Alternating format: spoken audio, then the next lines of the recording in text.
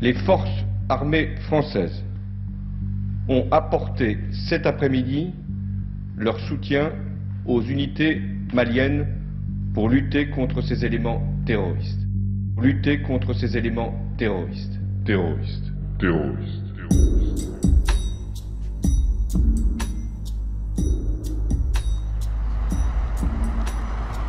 Janvier 2013, 4000 soldats français sont déployés au Mali. Leur mission, arrêter l'avancée vers Bamako de rebelles djihadistes et indépendantistes touaregs.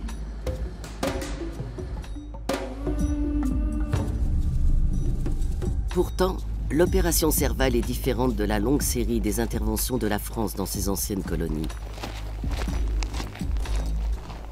Les Français ne sont plus les seuls à avoir des intérêts dans la région. Ils doivent maintenant composer avec les investisseurs chinois et de nouveaux venus, les Américains.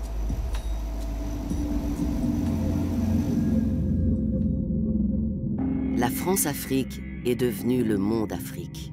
Car l'Afrique est maintenant un pion essentiel sur l'échiquier mondial du XXIe siècle.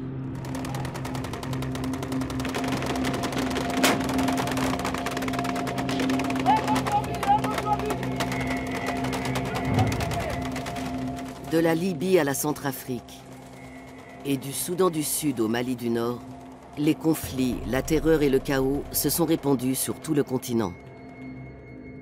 Au cœur de cet embrasement, un territoire est stratégique, le Sahel. Cette vaste région qui englobe le Sahara au nord et les savanes au sud est devenue le nouveau front de la guerre internationale contre le terrorisme.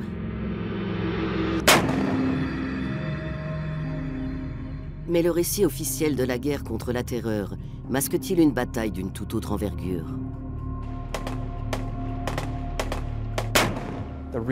Il y a des ressources en abondance. Il y a du gaz, du pétrole, du coltan, de l'or, du cuivre, et la liste ne s'arrête pas là. Toute la période actuelle est marquée par ce qu'on pourrait appeler « a new scramble for Africa », c'est-à-dire un nouveau partage de l'Afrique.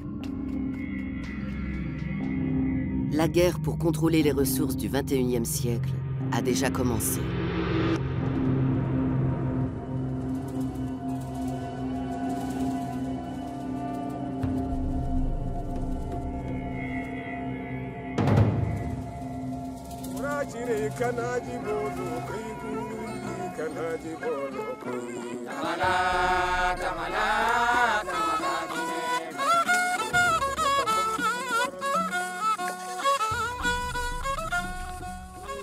Au cœur de cette région tourmentée du Sahel, il est une nation, le Mali, parmi les plus pauvres au monde. Le chômage y est endémique. La majorité de la population peine à survivre.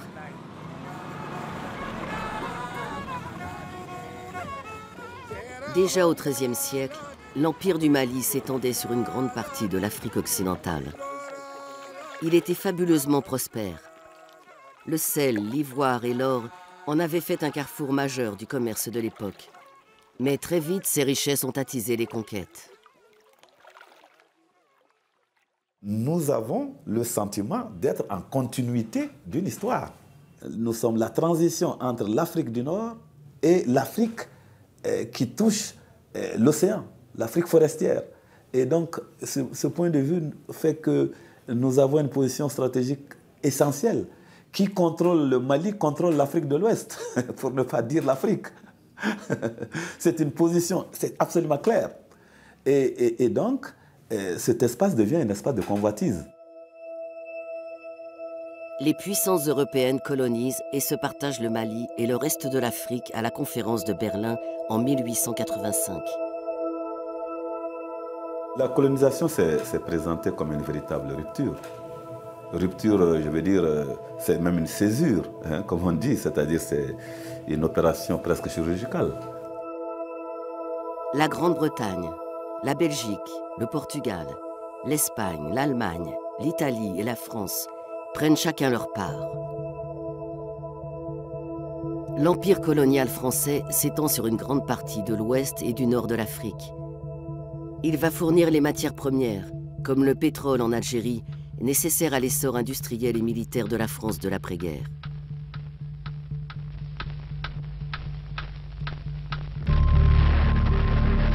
Le 13 septembre 1960, la France fait exploser sa première bombe atomique à Regan, dans le Sahara algérien. Le fil rouge, c'est le pétrole et l'uranium. L'uranium, c'est l'uranium du Niger. Et quand on parle d'uranium, c'est pas simplement l'uranium, on pense toujours aux centrales d'Areva maintenant, mais l'uranium, c'était pendant très longtemps surtout de l'uranium militaire pour la force de dissuasion nucléaire française. Donc on voit bien que c'est intéressant de voir que finalement le Sahara, c'est quand même toujours le minerai le plus stratégique de la puissance nucléaire. Et quand la France, si elle a eu son fauteuil et son poste au Conseil de sécurité des Nations Unies, c'est non seulement parce que c'est une puissance nucléaire, mais aussi pour ses intérêts en Afrique. Et les deux sont liés, c'est-à-dire l'Afrique, le nucléaire, et c'est ce qui donne à la France finalement son rôle de puissance moyenne. Mais les vents de l'indépendance soufflent sur l'Afrique. La France perd ses colonies. L'indépendance de l'Algérie en 1962 est particulièrement problématique en raison de ses intérêts pétroliers stratégiques. Mais après 8 années de combats sanglants, les Français sont contraints de se retirer. Il ne faut pas oublier que quand la France s'est fait virer de l'Algérie, c'est vrai qu'il fallait trouver, pour la France, pour De Gaulle, il fallait trouver du pétrole ailleurs, et il a trouvé ce pétrole en Afrique subsaharienne, en particulier dans les pays comme le Gabon, le Congo. Malgré l'indépendance, les nouveaux États africains restent étroitement liés à l'ancien colonisateur. La France y conserve des troupes et garde une influence politique sur son ancien empire colonial. La France-Afrique est née.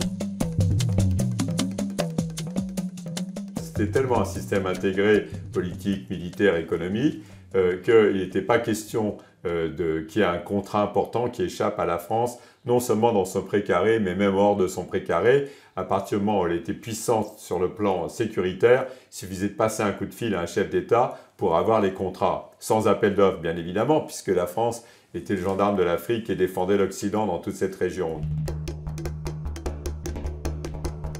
Mais le monopole de la France ne va pas durer. Dans les années 60, la découverte de gigantesques réserves de pétrole dans le golfe de Guinée attire un nouvel acteur dont les besoins sont énormes. Les États-Unis. Pendant toute la période de la guerre froide, Français et Américains étaient en concurrence sur le continent africain. Des grands groupes comme Total contre des groupes comme Exxon et autres. Et il y avait toujours on voyait des enjeux stratégiques dans le domaine du pétrole importants. Les États-Unis investissent économiquement, mais aussi militairement sur le continent africain, devenu le nouveau champ de bataille de la guerre froide. Pour contrer les intérêts soviétiques, les Américains soutiennent secrètement des rébellions armées en Éthiopie et en Angola.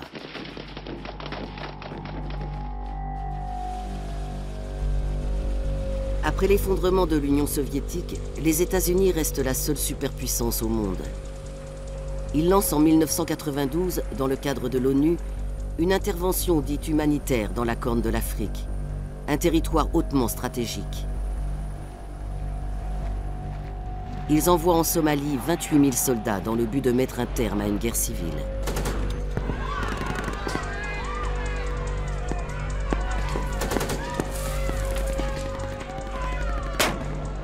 L'opération, qui prend fin 2 ans plus tard, se termine par un désastre. Des soldats américains sont capturés et tués, et les images de leurs corps mutilés sont diffusées par les médias du monde entier.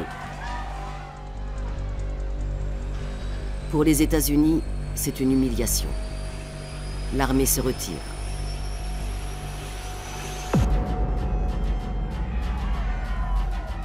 Durant ces années-là, l'Afrique est devenue un enjeu du terrorisme islamique. Les attentats de 1998 contre 2 ambassades américaines en Afrique donnent l'alerte à Washington. Au Kenya et en Tanzanie, l'explosion de voitures piégées provoque la mort de plus de 200 personnes et fait des milliers de blessés. La revendication vient d'un groupe obscur, Al-Qaïda. Son chef, encore méconnu, Oussama Ben Laden, devient l'ennemi public numéro 1 de l'Amérique. Sa traque ne fait que commencer. L'attaque du World Trade Center reconfigure l'échiquier mondial. Une guerre débute en Afghanistan qui va se propager bien au-delà. Après le 11 septembre, la menace terroriste était bien réelle pour les Américains. Et sur le plan politique, on cherchait à repérer précisément où elle allait frapper.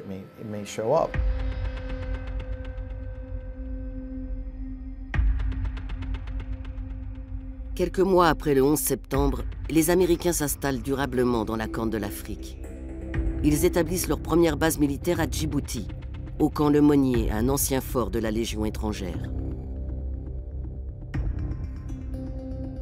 Rudolf Atala dirigeait alors le programme de lutte contre le terrorisme en Afrique pour le département de la défense américaine. Le Sahel a joué un rôle clé en ce qui concerne la circulation des armes, des combattants venus de l'étranger et le crime organisé. À la même époque, de grandes quantités de cocaïne ont également commencé à transiter par le Sahel. Donc tout cela suscitait beaucoup d'intérêt et il n'a cessé de se développer. En 2002, le Pentagone a dressé une série de cartes qui délimitaient toute cette partie de l'Afrique comme un couloir terroriste. Le discours officiel du Pentagone était que ces terroristes étaient venus d'Afghanistan, dont ils avaient été chassés par les forces américaines. On sait maintenant que c'était faux. Ils étaient passés par le pays de Ben Laden, le Soudan, et pour rejoindre des terroristes en Afrique du Nord, ils étaient arrivés par cette ceinture en forme de banane.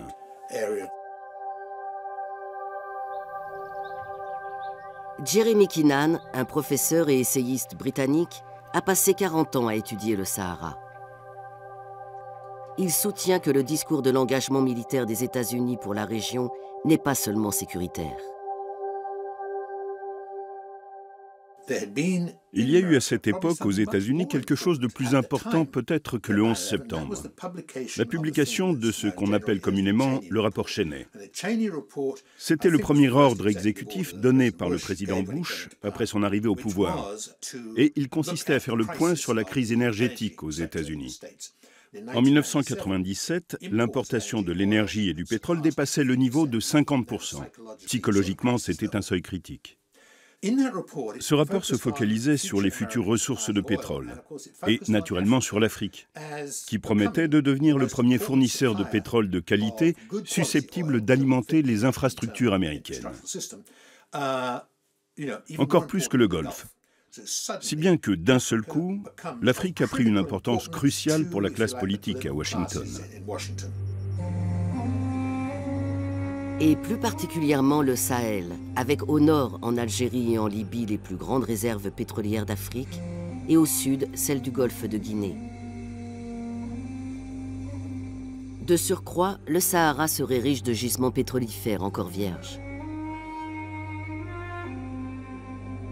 En 2003, une première prise d'otages spectaculaire renforce la présence militaire américaine.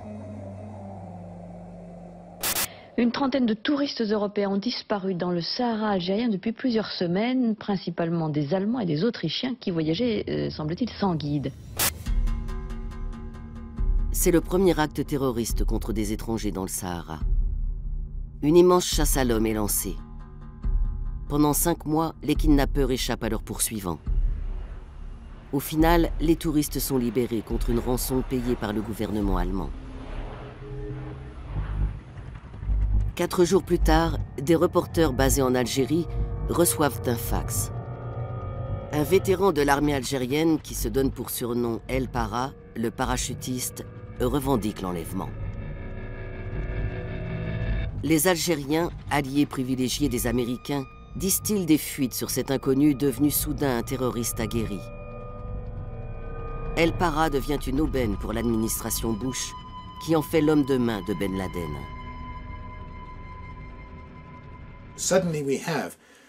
Soudain, on s'est mis à parler officiellement du développement d'Al-Qaïda dans cette région d'Afrique. Et c'est ce qui a permis aux États-Unis de justifier un nouveau front contre le terrorisme en Afrique. Une gigantesque chasse à l'homme a été organisée pour capturer le chef des terroristes, Abderrazak El-Para. Il se baladait avec environ 5 millions d'euros et représentait une menace potentielle pour l'avenir. Le département de la Défense a réfléchi et nous avons abouti à ce programme appelé PSI, le Pan-Sahel Initiative.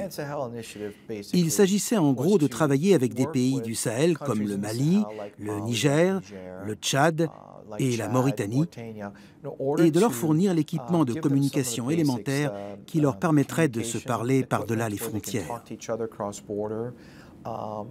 Des choses simples pour qu'ils nous aident à capturer El-Para. El-Para finit par être capturé avec l'aide des États-Unis. Les forces armées américaines ont maintenant un pied au Sahara et elles en veulent davantage.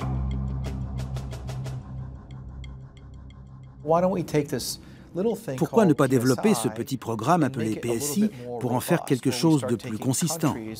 On l'a donc élargi à tous les pays de la région sahélienne et c'est devenu le TSCTP, le programme transsahélien antiterroriste. L'idée était de mobiliser tous ces pays avec pour objectif commun la lutte contre le terrorisme. Donc on les a entraînés et équipés. Et une fois que c'était fait, on leur a demandé de se livrer tous ensemble à un exercice de terrain.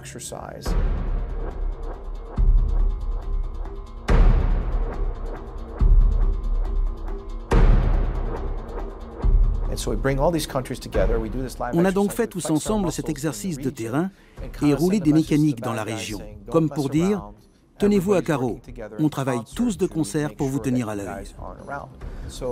Résultat, tout le monde au Pentagone a dit « Bravo, c'est une vraie réussite, mais est-ce qu'on ne pourrait pas faire encore mieux ?» Deterring and defeating transnational threats, preventing future conflicts, supporting humanitarian and disaster relief efforts, and protecting U.S. security interests. That's the mission of U.S. Africa Command. Ils se sont dit qu'il leur faudrait un poste de commandement séparé, un QG qui se concentrerait sur l'Afrique.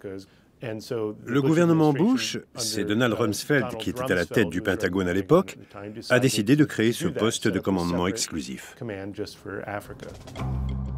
Les États-Unis sont le seul pays au monde à avoir divisé la planète en secteurs militaires distincts qu'ils surveillent et dans lesquels ils possèdent des bases. Il y a Northcom, PACOM, Southcom, EUCOM, CENTCOM et maintenant AFRICOM.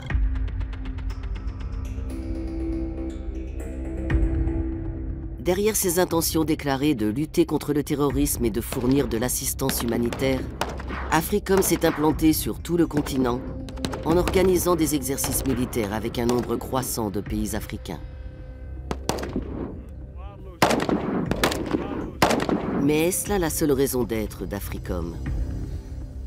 Je pense qu'il y a une corrélation totale entre la lutte antiterroriste et les intérêts américains sur le continent. Ça n'a pas évolué. Dans un premier temps, les Américains laissent la France ou un certain nombre de pays occidentaux assurer la sécurité dans leurs anciennes colonies, mais qu'à long terme, ils restent présents parce que la bagarre à long terme sera vraiment avec la Chine.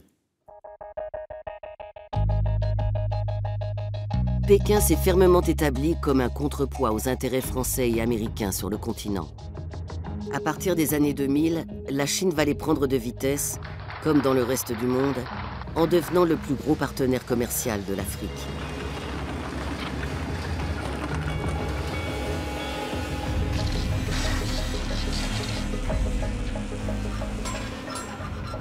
Les Chinois sont arrivés sur ce continent au moment où finalement toutes les puissances occidentales, et en particulier les Français, étaient en train de donner des leçons aux Africains en disant il faut faire des élections, il faut aller à la démocratie, et puis surtout il y avait les plans d'ajustement structurel du FMI et de la Banque mondiale. Les Chinois sont arrivés, ils ont dit aux Africains nous on ne vous donne pas de leçons, on ne s'ingère pas dans vos affaires politiques. Les dettes, on vous donne tout l'argent. Finalement, les Occidentaux, c'est très bien, ils vous ont annulé les dettes, ils ont passé l'ardoise. Mais nous, auprès de nous, on vous donne des prêts énormes à taux zéro. Donc ils ont fait le contraire de ce qu'ont fait les Français et les Occidentaux, et ils sont devenus les rois du pétrole, c'est le cas de le dire. Ça veut dire qu'ils ont accès à toutes les matières premières stratégiques. Dans ce câble diplomatique de 2010 révélé par Wikileaks, un assistant du secrétaire d'État américain qualifie la Chine de concurrent économique agressif, pernicieux et dépourvu de morale.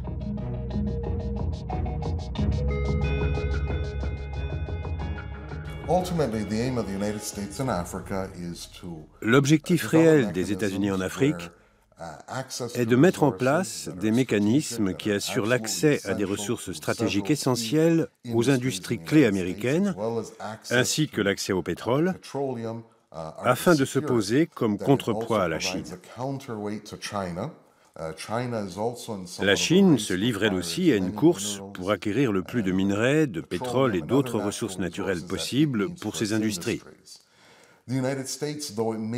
Les États-Unis, bien qu'ils ne soient peut-être plus une puissance industrielle majeure, ont une industrie militaire qui dépend largement de minerais qui ne se trouvent qu'en Afrique. AFRICOM va être le moyen de consolider les intérêts américains sur le continent africain. Mais quand le Pentagone veut installer son poste de commandement sur le terrain, les choses ne se passent pas comme prévu. Les Américains cherchaient à établir le siège d'AFRICOM ainsi qu'un siège de la CIA pour l'Afrique au Mali. Le problème, c'est que les Africains ont une position commune actuellement de refuser l'établissement de nouvelles bases militaires. Cette opposition a obligé les Américains à installer la base de commandement d'AFRICOM à des milliers de kilomètres de là, à Stuttgart, en Allemagne.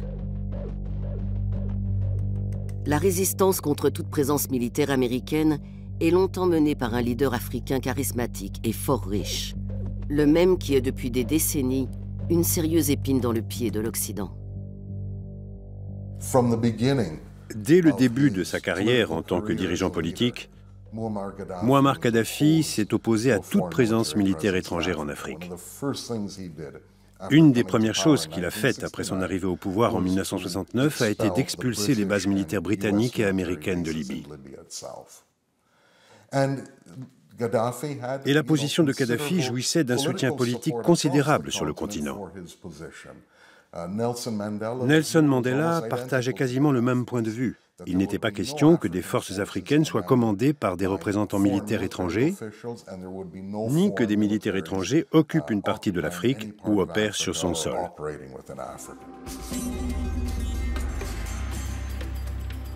Kadhafi a joué une partie complexe avec les pays occidentaux. Le président Ronald Reagan le qualifie de chien fou du Moyen-Orient et tente de l'assassiner en 1986 en bombardant son palais. Sans succès. Les immenses réserves pétrolières que Kadhafi a nationalisées quand il a pris le pouvoir lui assurent une véritable indépendance et un ascendant sur l'ensemble du continent. À partir des années 90, Kadhafi est devenu une sorte de sommité, une voix prépondérante et sûrement l'une des plus fortes à défendre l'intégration africaine absolue. Il était considéré dans toute l'Afrique comme le successeur de Kwame Nkrumah en ce qui concerne la vision de l'unité africaine. Et ce n'était pas que des belles paroles. Kadhafi tenait non seulement à accélérer ce processus d'intégration, mais aussi à le financer. L'argent du pétrole libyen permet à Kadhafi de développer des projets ambitieux. 300 millions de dollars pour le premier satellite panafricain Rascom. Et 30 milliards pour le plus grand système d'irrigation au monde. En puisant dans les immenses réserves d'eau douce sous le Sahara, il transforme des dizaines de milliers d'hectares de désert libyen en terres agricoles. Kadhafi démontre ainsi que l'Afrique peut se développer sans passer par les banques occidentales ou le Fonds monétaire international. À coût de dizaines de milliards de dollars, la Libye a financé un grand nombre d'institutions économiques comme la Banque africaine de développement ou le Fonds monétaire africain. L'Afrique allait développer ses propres solutions, mettre en place ses propres programmes. Donc l'Afrique, du point de vue de Kadhafi et sous son leadership, est ainsi devenue de plus en plus un bloc et non plus une série de nations individuelles disparates avec lesquelles on pouvait négocier en tête-à-tête et qu'on pouvait monter les unes contre les autres. Lorsque Kadhafi est élu président de l'Union africaine en 2009, les Américains s'inquiètent. Dans un câble révélé par Wikileaks, ils notent que la Libye va chercher à utiliser la présidence de Kadhafi pour le glorifier et promouvoir son projet d'États-Unis d'Afrique.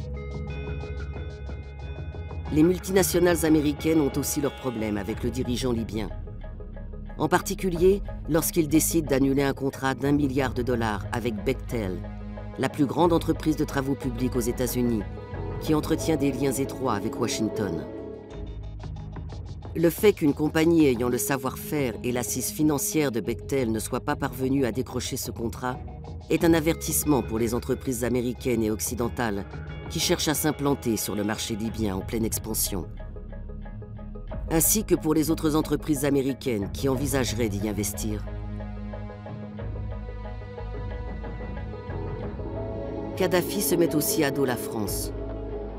Après avoir été courtisé par le président Nicolas Sarkozy, le dirigeant libyen annule de gros contrats d'armement. On oublie à quel point Sarkozy avait déroulé le tapis rouge à colonel Kadhafi en décembre 2007 et le colonel Kadhafi, en échange, lui avait promis 14 milliards de dollars de contrats. Il y avait une shopping list absolument incroyable. Finalement, Kadhafi a ridiculisé Nicolas Sarkozy parce qu'il n'y a rien eu du tout ou très très peu de choses par rapport à ce qui avait été promis.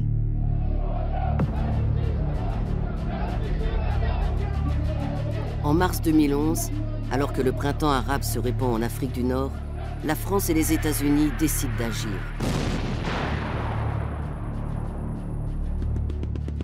Le Conseil de sécurité des Nations Unies donne son aval. La protection des droits de l'homme justifie la guerre. Nos forces aériennes s'opposeront à toute agression des avions du colonel Kadhafi contre la population de Benghazi. We hit Gaddafi's troops in neighboring Ajabia, allowing the opposition to drive them out. We hit Gaddafi's air defenses. C'est la première guerre d'Africom et son commandant en chef est le premier président afro-américain.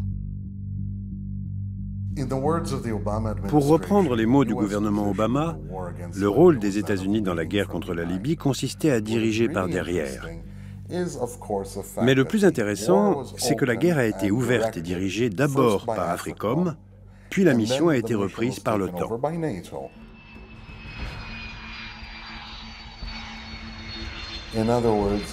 En d'autres termes, ceux qui mènent les opérations à l'OTAN sont eux-mêmes dirigés par les États-Unis qui commandent officiellement l'OTAN. En plus de ça, après l'arrêt des bombardements et avoir fait l'éloge des alliés en Libye, Obama a révélé qu'un certain nombre de bombardements français avaient en réalité été effectués par des pilotes américains.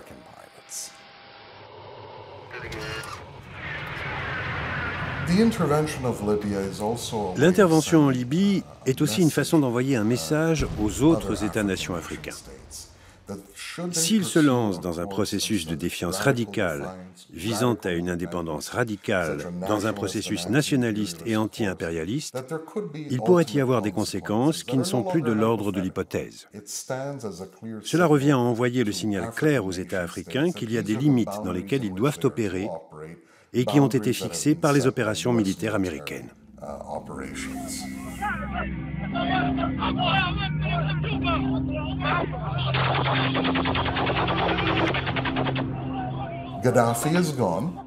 Kadhafi n'est plus là.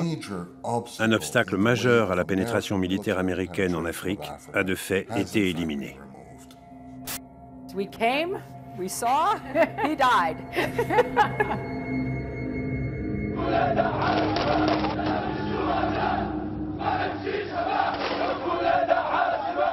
La chute de Kadhafi provoque une onde de choc dont les conséquences vont se répercuter bien au-delà de la Libye. Malheureusement, les 40 000 armes que possédait Kadhafi n'ont pas été très bien contrôlées. Très vite, on s'est rendu compte que plus de 35 000 de ces armes s'étaient volatilisées. Elles avaient disparu. Puis on a découvert qu'une partie de ces armes avait fait leur réapparition dans le nord du Mali, au sud de l'Algérie, dans le sud de la Libye, au Niger. Il y en avait partout. Une partie des armes est tombée aux mains des rebelles libyens. L'autre partie de cet arsenal, dont des missiles anti-chars et anti-aériens, est tombée aux mains des combattants touaregs qui s'étaient battus aux côtés de Kadhafi, lequel avait soutenu leurs revendications d'autonomie au Sahara. Il y a toujours eu un irrédentisme touareg. Il y a toujours eu énormément de difficultés avec les Touaregs qui constituent 3 millions de personnes, une communauté qui sont de nomades, qui sont sur 3 pays, Niger, Mali et Tchad. Et c'est vrai que finalement, c'était une sorte de zone grise, une zone de non-droit où les gouvernements centraux les laissaient finalement faire un peu leur business. Et le grand protecteur des Touaregs dans la région, c'est le colonel Kadhafi. Une fois que le colonel Kadhafi, finalement le grand parrain de la région a disparu, ils sont rentrés chez eux et les revendications qu'on a connues, que ce soit au nord du Niger, au nord du Mali, au cours des années précédentes ou des décennies précédentes, ont ressurgi. Fortement armés, les Touaregs forment une nouvelle force de combat, le MNLA, et lancent une offensive contre le gouvernement de Bamako en janvier 2012. Le rêve ancestral de création de l'Azawad, un pays touareg indépendant qui s'étendrait sur tout le Sahara, semble à portée de main. Mais les Touaregs ne sont plus les seuls combattants dans le désert. Des groupuscules terroristes islamistes apparus une dizaine d'années plus tôt sont devenus des forces bien armées. Akmi, Moudjao et Ansardine se battent au nom de la guerre sainte et recrutent parmi les populations locales. Les islamistes, ou je ne sais pas comment il faut les appeler, ceux qui étaient au nord, ils ont fait à peu près 10 ans dans le nord du Mali, sans être inquiétés. Le nord du Mali était presque ingouvernable. Il n'y avait plus d'administration, il n'y avait plus rien là-bas. Donc ces gens-là ont trouvé un terrain fertile.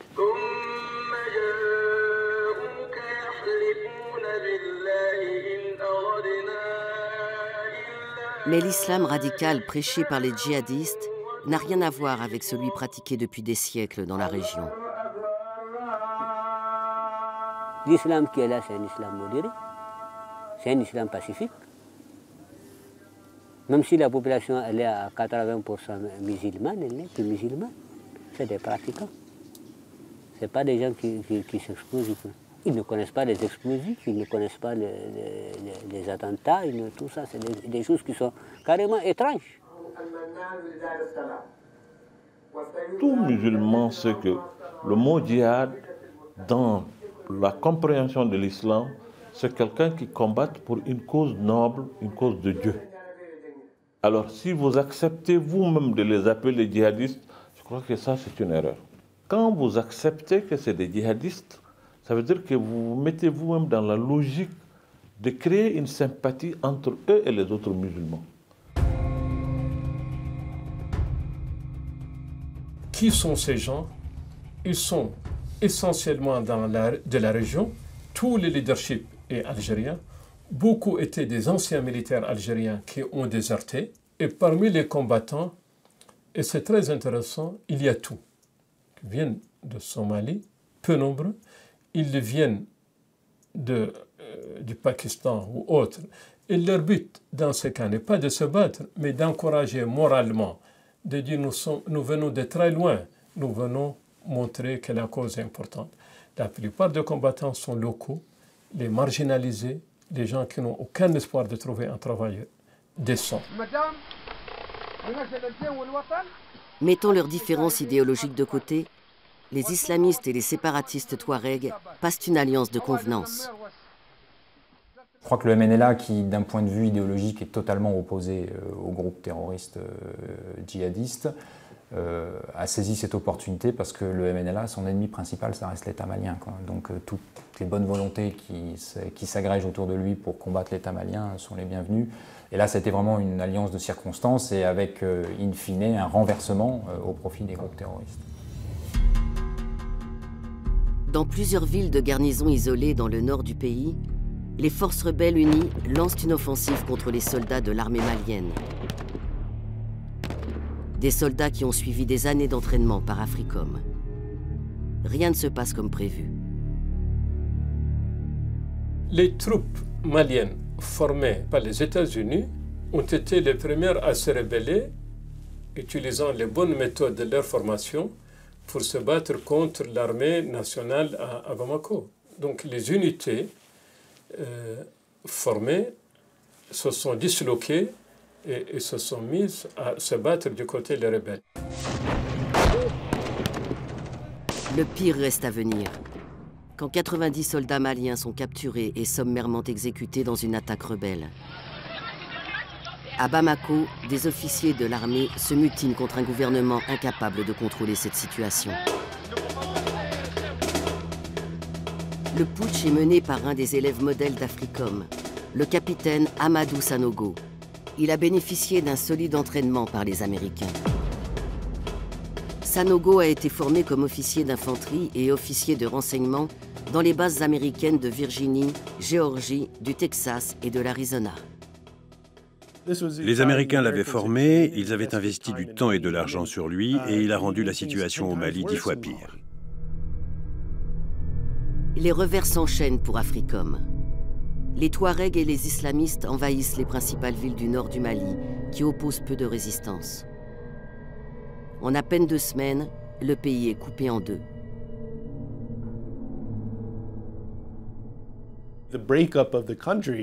La division du pays, du moins pendant un temps, a tiré la sonnette d'alarme à Washington. Le commandement africain avait passé des années à entraîner les forces armées maliennes. Mais quand elles se sont retrouvées face à cette rébellion dans le nord, elles ont tout simplement pris la fuite.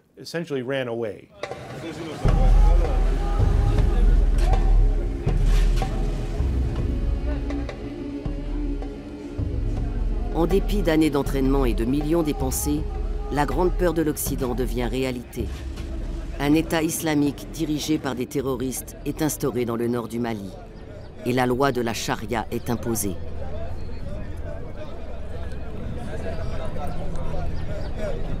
Nous sommes là pour le djihad, pour propager le message du prophète Mohammed sallallahu alayhi wa sallam. On est prêt à défendre la religion jusqu'au dernier degré. On est prêt à combattre la France, les États-Unis, tous les pays de l'OTAN. Les organisations djihadistes qui avaient imposé leur pouvoir dans les villes du Nord Mali, à Gao, à Tombouctou, détruisant des tombeaux très anciens.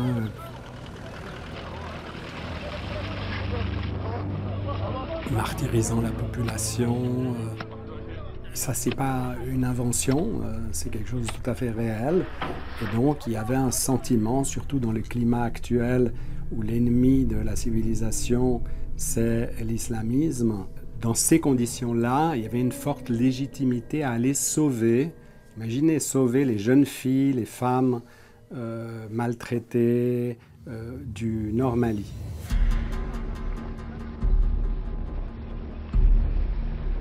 Il y avait un second argument, c'est qu'il fallait aller très vite parce que les colonnes de pick-up de ces combattants djihadistes avançaient vers le sud à grande vitesse et allaient prendre Bamako.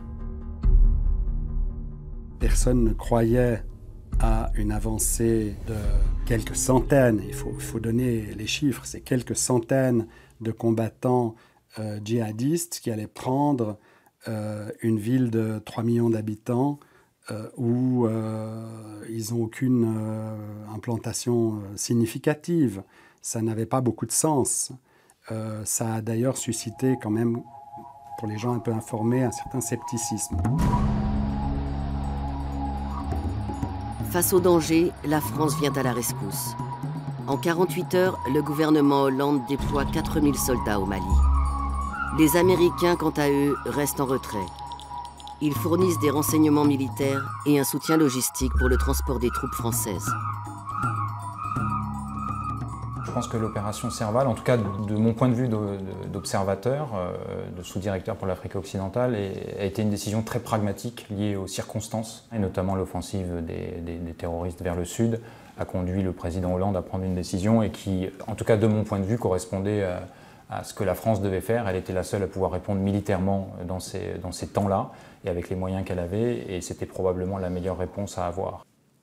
En intervenant en Libye, en intervenant quelques mois plus tard au Mali, la France veut réaffirmer son rôle de puissance internationale qui a droit de siéger comme membre permanent au Conseil de sécurité.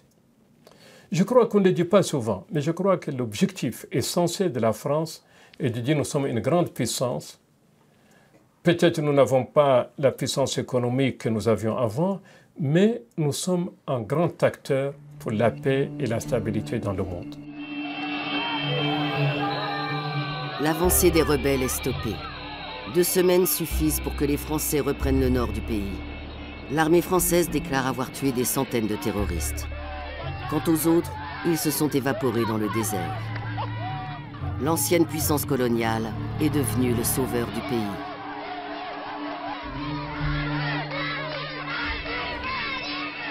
Mais l'opération Serval est-elle tout ce qu'elle a semblé être? Dans ces confrontations en Nord-Mali, personne ne sait exactement ce qui s'est passé puisque les médias ont été tenus à l'écart de la guerre. Donc il n'y a pas d'images autres que celles qui ont été livrées par l'armée française. Il fallait montrer que l'armée française était extrêmement efficace. Son matériel militaire, c'est mieux que le salon du Bourget, on dit les avions, etc. C'est beaucoup mieux de les voir en opération.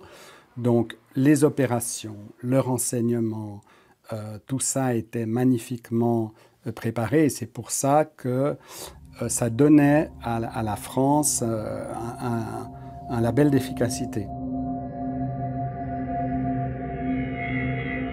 Konna, ou ce qu'il en reste aujourd'hui. La ville est un endroit clé pour comprendre ce qui s'est réellement passé pendant l'opération Serval. Konna a été le théâtre d'une bataille décisive avec les combattants islamiques du groupe Ansar Dine. C'est ici qu'ils ont été encerclés par les troupes françaises. Un mémorial en hommage aux premiers soldats français tués pendant ces affrontements a été érigé sur l'unique route qui permet d'entrer et de sortir de la ville. Mais ce qui n'a pas été immortalisé est le fait que sur cette même route, un convoi de véhicules transportant des centaines de combattants islamiques et leur chef, Iyad Agali, a réussi à s'échapper sous le nez des Français.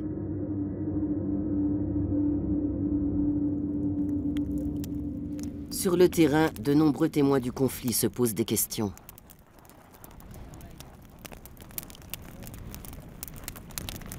De l'attaque de Konna, on a considéré que la France ne voulait pas exterminer les islamistes. Les islamistes ont été repoussés, c'est tout. Ils sont repartis d'où est-ce qu'ils sont venus. Ils sont rentrés par les grandes portes du Sahara du Nord, du désert du Nord. Et ils sont là encore dans le Nord.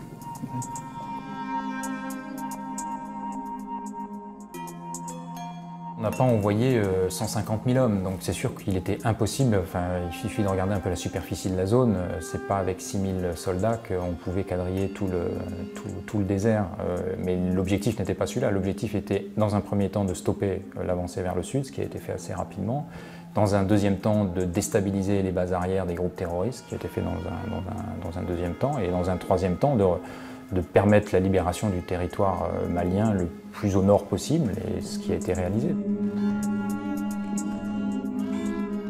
La question qui saute aux yeux, c'est ces pick-up, qu'est-ce qu'ils sont devenus au lendemain du début de l'intervention Serval? Il n'y a qu'une seule route qui conduit vers le nord. Il aurait été facile, avec les moyens aériens dont dispose la France, de les intercepter. Donc, Il semble bien qu'il y a eu une dimension politique très forte dans cette intervention qui a été plus importante que la dimension militaire. Dans cette guerre de l'ombre, quel intérêt la France aurait-elle eu à ménager les forces qu'elle était censée combattre? Les Français, à travers la firme Areva, exploitent les mines d'Arlit, qui sont à 300 km de la frontière malienne, en face du nord du Mali. Donc ça a été invoqué comme une des causes de l'intervention française parce que c'est une région sensible.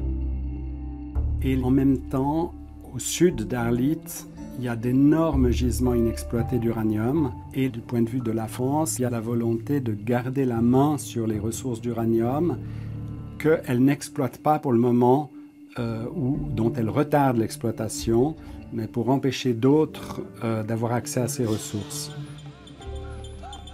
Les Français étaient favorables et travaillaient à une certaine autonomisation du Nord Mali, Touareg, par rapport à Bamako. Pour forcer le Sud à accepter, à être plus docile au diktat de la France et dire au Nord, c'est grâce à nous que vous avez cette autonomie, donc on travaille la main dans la main. Donc c'est trouver dans ces deux partenaires des avantages.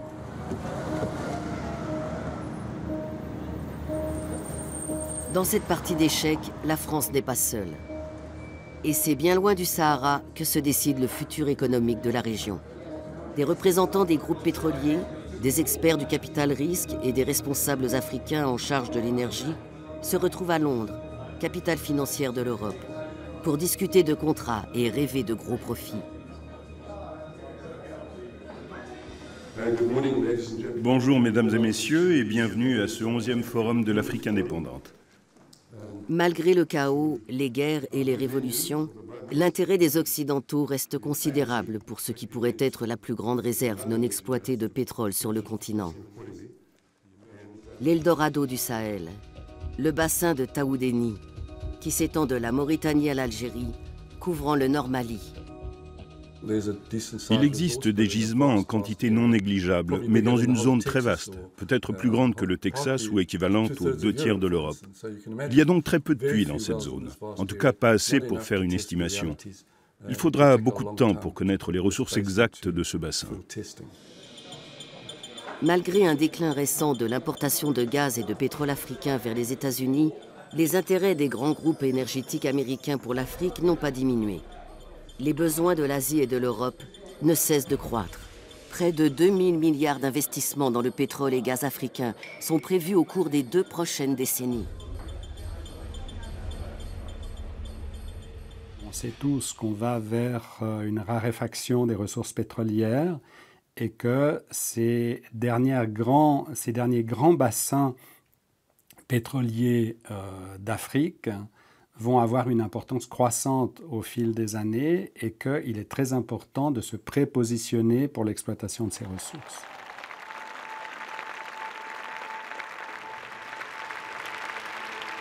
En mai 2014, Obama annonce qu'il va consacrer 5 milliards de dollars supplémentaires à la lutte contre le terrorisme mondial. But as we move to a train and advise mission in Afghanistan, our reduced presence there allows us to more effectively address emerging threats in the Middle East and North Africa. So earlier this year, I asked my national security team to develop a plan for a network of partnerships from South Asia to the Sahel. Cette stratégie a été très persuasive. De plus en plus de gouvernements africains ont signé une collaboration avec le programme AFRICOM. Comme au Niger, où l'armée américaine a rassemblé des forces africaines composées de 1000 soldats provenant de 17 pays afin de pratiquer les arts de la guerre. Flintlock est un exercice international. Cette année, il est mené dans différentes régions d'Afrique. C'est l'occasion formidable de travailler ensemble et d'apprendre les uns des autres. Au cours de cette seule dernière année, AFRICOM a organisé 10 exercices sur le modèle Flintlock, 55 opérations et 400 séminaires sur la sécurité avec 49 États africains.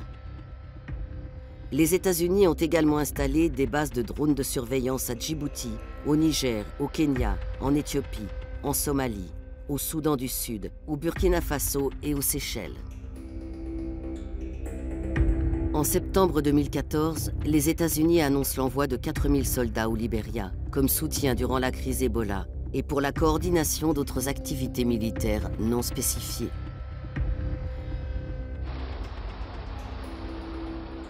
Pour ne pas être en reste, la France annonce alors qu'elle compte accroître sa présence militaire au Sahel avec le redéploiement de 3000 soldats.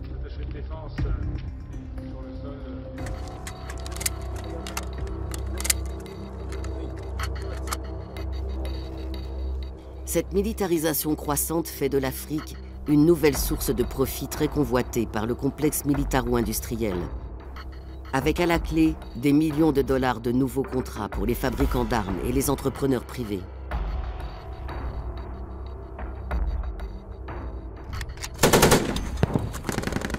Imaginez-vous s'il y a la paix et la stabilité dans la région.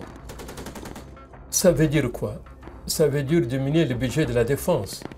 Beaucoup de gouvernements dans notre région ne veulent pas que le budget de la défense diminue. La paix, ça veut dire plus de pression populaire pour des élections libres et transparentes. Donc beaucoup de gens ne veulent pas de paix.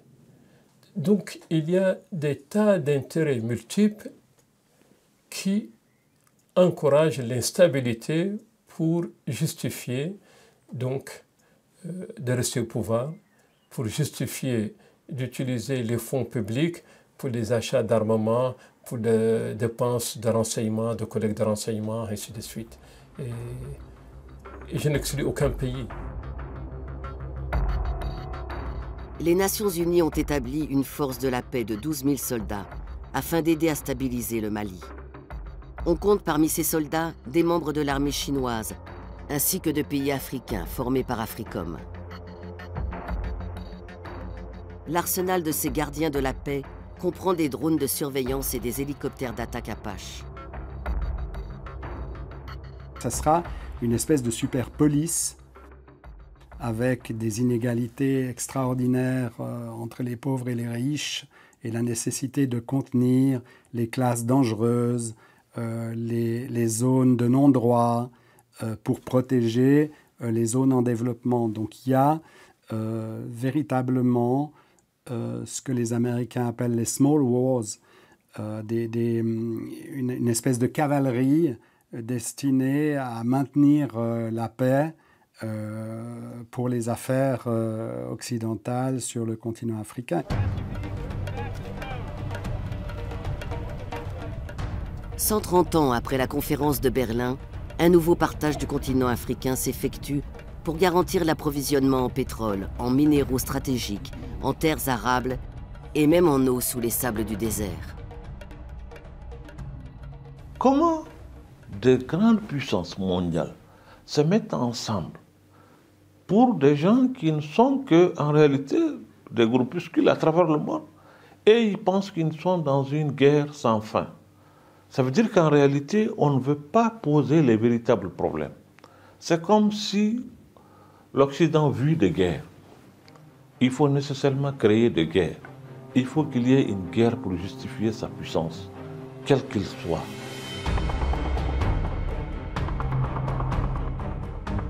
La guerre contre la terreur au Sahara est bien plus complexe qu'il n'y paraît. Les batailles actuelles s'inscrivent dans une guerre sans fin, à la fois géopolitique et géoéconomique. Et ce, dans un monde où les ressources sont de plus en plus rares et convoitées.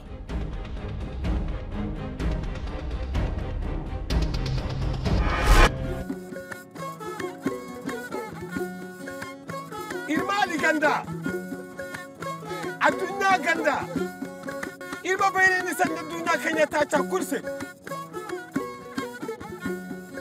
Ganda wo, ki gana mafayanka ci hinka fayanka. Za gwangare kan na ganda gorandi, imana ganda gorandi soko ganda mafai. Du madanda sariya madan imana ganda gorandi da wani ne. Ina ganda gorandi da kuyi muniyan. Asifaya, asijam na abada.